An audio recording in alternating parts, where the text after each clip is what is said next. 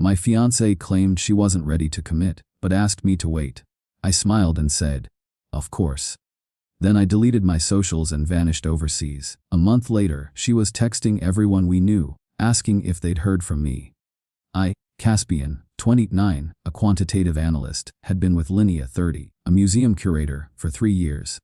We lived in Philadelphia, Pennsylvania. It was a city with history but too much financial friction. Our combined income was decent for the area but still felt stretched.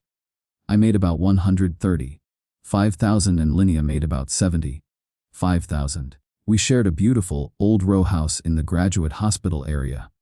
Our lifestyle was heavily influenced by Linnea's cultural interests. We spent weekends at art galleries and expensive charity galas. We ate at highly rated but often overpriced restaurants like Veg. Our friends were mostly Linnea's artistic, often struggling, peers. They valued aesthetic over financial sense. They constantly told us how lucky we were to have culture nearby. I felt perpetually behind on my saving goals. I wanted an aggressive path to early retirement. Linnea was comfortable with the status quo. She liked the social status that came with her job title. My career was stalling. I was good at my job, but the firm was old-fashioned. They resisted adopting new modeling techniques. I felt my intellectual potential was completely untapped. I was spending my evenings quietly networking and looking for high-risk, high-reward roles. I wanted a job that allowed me to leverage machine learning for high-frequency trading. I wanted massive financial growth, not just slow, steady raises. Linnea was dismissive of my intense focus on finance. She often called my work sterile and impersonal. The opportunity that arrived was truly unique. It was with a highly secretive, boutique hedge fund. They specialized in proprietary global market analysis. The role was chief quantitative strategist for emerging markets. The location was Singapore. It was a huge move, placing me at the center of global finance. The salary offer was astronomical. It started at $375,000 annually. They included immediate enrollment in a high-yield profit-sharing pool. The profit pool guaranteed a minimum annual bonus of $75,000. They offered a full relocation and housing allowance package. This was the kind of money that could create generational wealth. It was the leap I needed. I presented the offer to Linnea one quiet Sunday morning over coffee. I was excited. I knew the move was drastic, but the money and prestige were undeniable. "Linnea, this is it. I got the offer. It's huge. It's a complete game changer," I said, placing the offer binder in front of her. She picked it up immediately, interested in the official-looking logo. "Oh, a new job. Is it still counting beans, Caspian?" she asked, trying to sound playful. "No, it's chief quantitative strategist. In Singapore." As she flipped to the compensation page, she immediately stopped at the salary and bonus figures. Her eyes widened, and then she slowly closed the binder. The expression on her face was not awe. It was a cold, calculating disapproval. $375,000, plus the bonus. That's massive. I admit that, she said. It's more than double my current salary. It's the highest level of my field. We could buy property there immediately. We could retire wealthy by 50. Singapore, though. That's not a city, Caspian. That's a giant, humid spreadsheet. My job is here. My gallery is here. My mother is 10 minutes away. I can't just pack up my entire life for a heat map. It's a global financial hub. It's incredibly dynamic. You could open a high-end art consultancy. Your network is international. My network is here. You don't get it, do you? You're so focused on the numbers you ignore the life. I love our life. I love our house. You want to run off to be a financial robot in a controlled state. You're being ridiculous." She stood up. She walked to the window. Her tone was dismissive and final. "I won't do it, Caspian. I will not be dragged across the world for your obsession with money. You can take the job, but I'm not coming. I'm not ready to commit to that kind of drastic change." Oh, her last phrase, "not ready to commit," hung in the air. We were engaged. We had been together for 3 years. Her refusal to commit to my future, to our future, was the ultimate insult. It showed me exactly where I stood in her priorities. I was disposable. I was less important than her comfortable routine. I knew the conflict had begun. Update 1. I did not debate the point. I smiled softly and told her, "Of course, Linnea, I understand completely." Then I acted. I immediately accepted the offer from the Singapore firm. I signed the contract and began the intensive security and immigration process. I would not allow her complacency and subtle contempt to dictate my professional destiny. My plan became entirely secret. It was a complete phantom operation. The next few weeks were tense but outwardly peaceful. I would try to bring up the job again, testing her commitment. The housing allowance in Singapore is generous. We could get a large apartment near the waterfront, I said one evening. I told you, Caspian, I'm not discussing it. It's too soon. I need time to think about such a huge commitment. Let's just put it on hold, she replied, her voice firm. But this job won't wait. This is a limited opportunity. Then you wait. If you truly love me, you can wait for me to be ready. That's a real commitment, not just running off for money. She repeated the commitment line often. It was her leverage. Her friends, who relied on her social status, supported her fully. At a gallery opening, her friend Eliza, a struggling sculptor, pulled me aside. Caspian, you're being insane. Singapore. Linny is right. You need to wait for her. It's so much more romantic to prioritize love over money. Eliza said, giving me a patronizing look. My job is literally about maximizing opportunity. Waiting for this offer to expire is financial negligence. I replied simply, you're an analyst. You don't understand real emotion. Linnea has to come first. If you go, you're proving you don't value her at all. That's what we all think. Their collective judgment was the last piece of the puzzle. They all believed in their flimsy, anti-ambition philosophy. I realized my escape was necessary. I began my meticulous planning immediately. First, the finances. I spent hours with a specialized international financial advisor. I opened a new private banking account in Singapore. I changed my direct deposit information. I routed almost all of my paycheck, including a small severance I negotiated, into the new overseas account. I kept only enough money flowing into our joint account to cover bills and groceries. Linny was notoriously disorganized with the finances. She would not notice the decreased flow.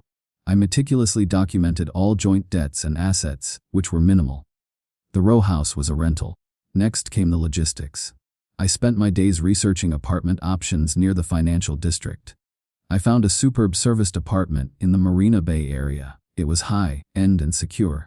I secured a long-term lease entirely in my name. The company's relocation team managed the details. I used a few vacation days for a quick trip, claiming I was visiting a sick uncle out of state.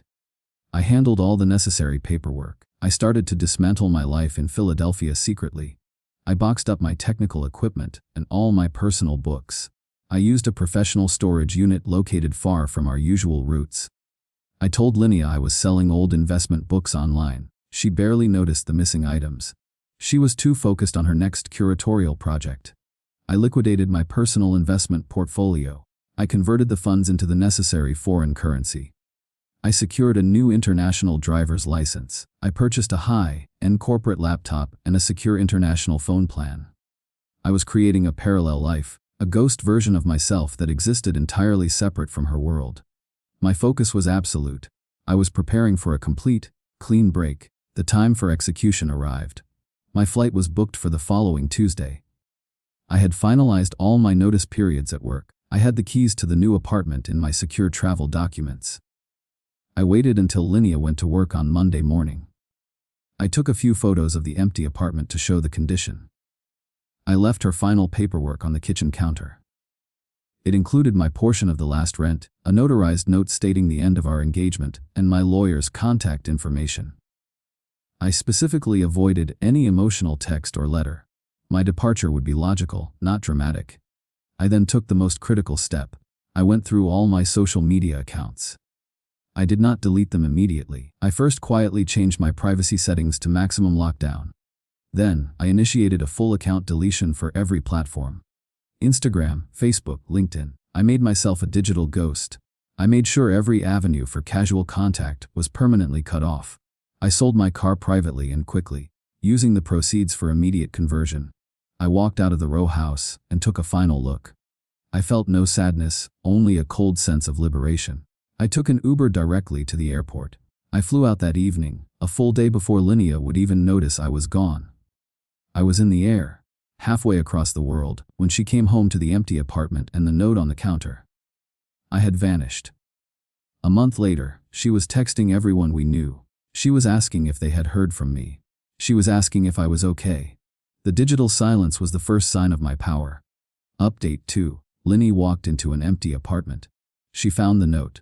The note explained, in clinical terms, that the engagement was terminated due to her expressed unwillingness to commit to my future. It stated that I had accepted the Singapore role. It provided the lawyer's information. There was no emotion. Just facts. When she finally reached my lawyer, she was told the reality. I was gone. I had already left the country. All my assets were secure. The apartment lease was fully terminated on my end. She was responsible for the remainder of her notice to the landlord. She had been locked out of the relationship and my future. She had signed no legal papers, so she had no claim. Her immediate reaction was textbook. It began with furious anger. She managed to get a burner email address and sent me a barrage of hostile messages. "You are a monster. Caspian. You vanished. This is emotional abuse. How could you do this?" she wrote. You're a coward. You ran away instead of talking to me. Come back and face me."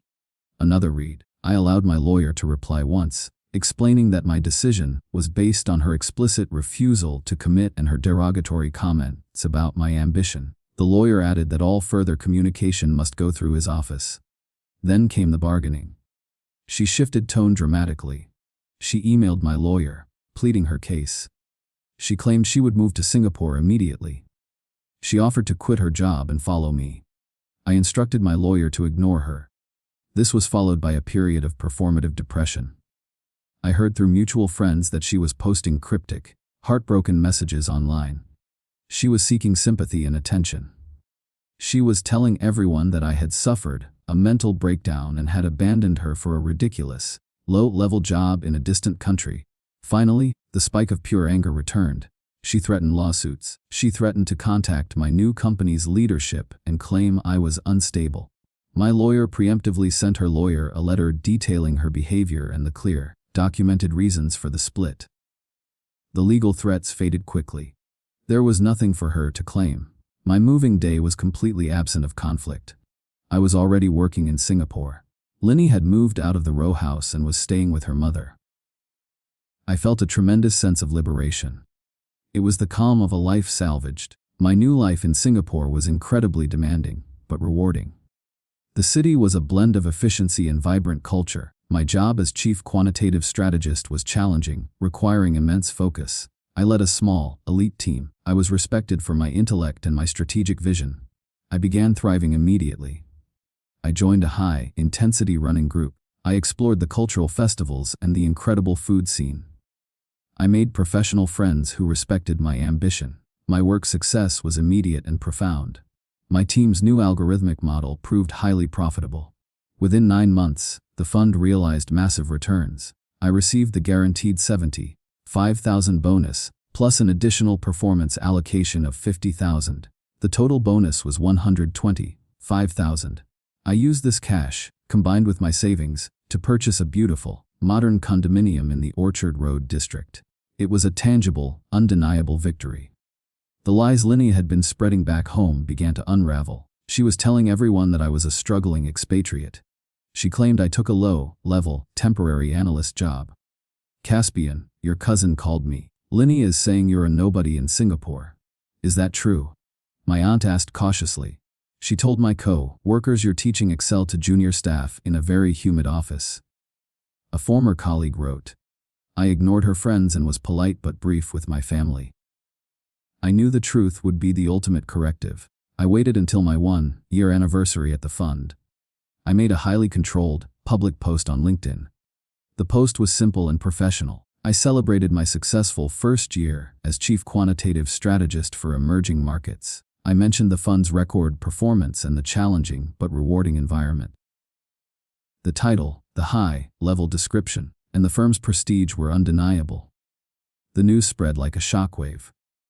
My old network and Linny's friends were stunned. The flood of emails and texts was immense. Chief strategist, Caspian, Linny told us you were teaching computer classes. I'm so sorry we believed her. A mutual friend confessed. Your firm is one of the top in the world. I apologize for what I said before. You're a genius. Eliza, the sculptor, wrote, suddenly impressed by the money.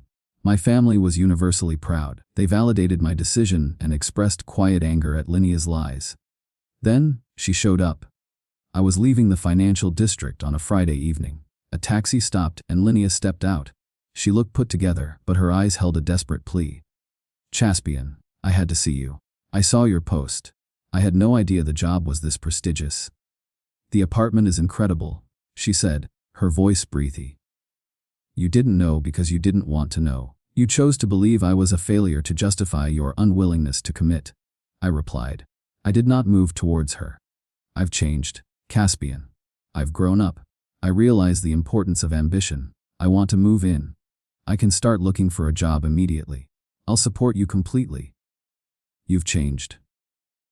Did you change when you told everyone I had a mental breakdown? Did you change when you said my work was sterile and impersonal? You claimed you weren't ready to commit to my future. Now that my future is financially successful and globally prestigious, you are suddenly ready to commit to it. She tried to insist she was genuine. I love you, Caspian. I missed you. You miss this, I said, gesturing to the gleaming towers around us. You don't miss me. Your circumstances have changed. Mine have risen dramatically. The lack of commitment was your fatal flaw. The answer is no. You are not moving in. The divorce is final. I rejected her firmly. She escalated quickly into tears and veiled threats. She hired a new, more aggressive lawyer. He sent formal letters demanding half the value of my condominium. He claimed our engagement and relationship history made the property a marital asset, even though it was acquired post-separation. My lawyer, using clear Singapore and US law, shut down every single claim. All my major assets were legally separate. Her claims were dismissed as frivolous. Her final move was the social media campaign. She posted long, emotional narratives about my supposed heartless abandonment. She used old photos of us, trying to elicit sympathy. The campaign completely backfired. Our mutual friends had seen the undeniable proof of my success and her lies. They publicly called her out. Her allies grew quiet. 1 year later, I was thriving completely. My salary was now well over $550,000 with the profit share. I had purchased a small investment flat in the Tanjong Pagar area. My career was accelerating. I was in a stable, respectful relationship with Arisa, an economist. Our relationship was based on mutual ambition and clear communication. I received one final, short message from Linea. It was sent to a secure email address. I was wrong. I see that now. I truly regret losing you and the life we could have had. I am sorry, Caspian. My reply was brief and final. It was the only thing necessary for closure. I accept your apology, Linea. I am doing very well. Final update. I was back in the United States for a high-profile financial summit in New York City. I was scheduled to give a keynote address. My profile was now very high. I received an unexpected phone call from Mr. Finch, Linea's father. He asked if I would meet him and his wife for a quick dinner. I agreed. I had always respected them, despite their daughter's actions. We met at a quiet restaurant near Midtown. They looked older and had a quiet sadness about them. The conversation started awkwardly.